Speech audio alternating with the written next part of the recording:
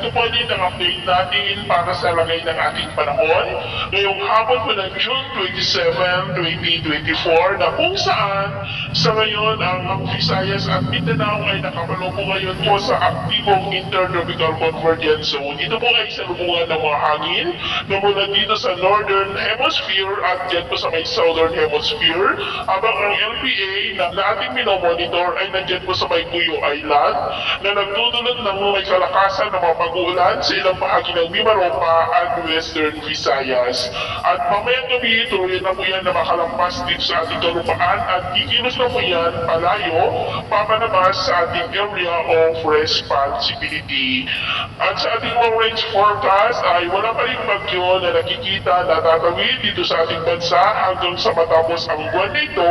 o posibleng hanggang sa susunod na 2 linggo ay storm free pa rin po tayo. At sa lagay ng ating panahon, ngayong hapon ay mga napagkalagitan with isolated rains sa ilang bahagi pa rin ng Ilocos Region, Cordillera, ilang bahagi ng Cagayan Valley, ilang bahagi po ng Central Luzon, Calabarzon, Mimaropa, Bicol Region, Western Visayas, Central at Eastern Visayas, Sulu Archipelago, Zamboanga Peninsula, Northern Mindanao, Caraga, Davao Region at Sumsurgen na posibleng magtuloy-tuloy ang mga isolated rains na yan sa ilang bahagi ng ating bansa mamayang gabi, lalo na po dyan sa Mimaropa, ilang bahagi ng Bicol, Panay Island at Eastern Visayas, kaya mag-ingat pa rin tayo sa posibleng pagtapo ng mga pagbaha at pagguho ng lupa.